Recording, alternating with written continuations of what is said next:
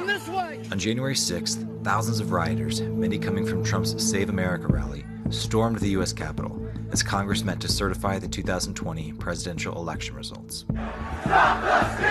Stop the steal! The insurrection resulted in multiple deaths, including an officer, dozens of injuries to law enforcement and rioters, ongoing arrests, and vandalism across the Capitol. Here's how the day unfolded. That morning, thousands gathered at the Ellipse near the White House to hear the president and his allies speak. Shortly before noon, President Trump addressed the crowd. We will never give up. We will never concede. We're going to walk down to the Capitol because you'll never take back our country with weakness. You have to show strength and you have to be strong. Following his speech, the crowd then marched to the U.S. Capitol building, where initially only Capitol Police were stationed. Additional MPD officers would be called to assist by 1 p.m.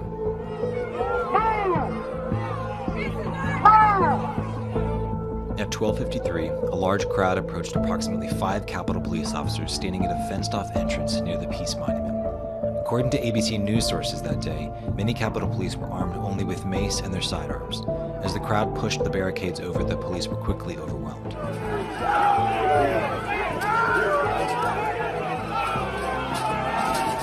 In contrast to other events in D.C. last summer, additional state and federal law enforcement was not pre-staged ahead of the riot.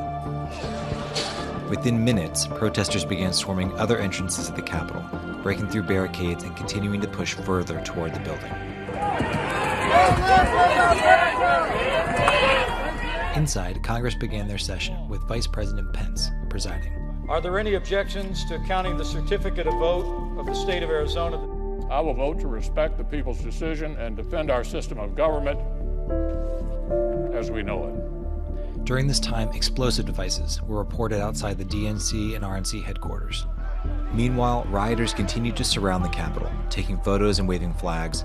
One video shows rioters streaming past barricades with officers standing by. An audio message from around 2 p.m. warned congressional staffers and reporters to stay away from windows and doors. Between 2 and 2:30, rioters broke through multiple entrances and began pushing further into the building.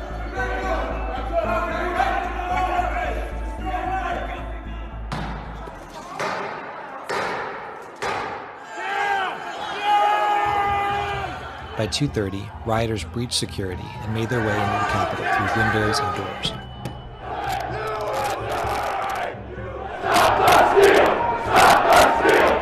Crowds began pouring into the Rotunda, Crypt, Statuary Hall, and other locations. Stop the steal! Stop the steal! On the chamber floor, the House recessed and told members to lock down and shelter in place. They broke the glass? Everybody stay down! Get down! Around 2:45, members of the Capitol security team barricaded the entry doors to the chamber. Congress members retrieved gas masks from underneath their seats, and tear gas has been released into the Rotunda. Outside the House chamber in a stairwell, protesters attempted to get into a secured hallway. One woman, Ashley Babbitt, was shot by a Capitol policeman and later died.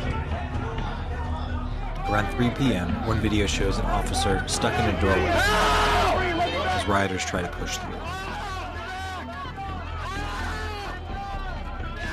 By now, hundreds of rioters occupied the Capitol, roamed the halls, sat at Speaker Pelosi's desk, and vandalized the building. As the insurrection continued, support from more than 18 local, state, and federal law enforcement agencies began to arrive. They tried to dispel the violence using tear gas and flashbangs to move the protesters out of the building. By mid-afternoon, many political leaders and allies of President Trump called on the president to make a statement and denounce the protest. I tried to call the president immediately, and I've tried a number of different ways to get him. I call on President Trump to go on national television now to fulfill his oath and defend the Constitution and demand an end to this siege. At 4:17, more than 2 hours after the violence began, President Trump tweeted a minute-long pre-recorded video speaking directly to the protesters. You have to go home now. We have to have peace. So go home. We love you. Earlier in the day, Mayor Bowser implemented a 6 p.m. curfew, and rioters now dispersed. By 8 p.m., senators resumed session in the Senate chamber to confirm the electoral results. Today was a dark day in the history of the United States Capitol. The violence was quelled. The Capitol is secured, and the people's work continues. Congress worked through the night, and at 3:39 a.m. certified Joe Biden as the 46th President of the United States. Joe Biden and Kamala Harris will be the President and the Vice President according to the ballots that have been given to us.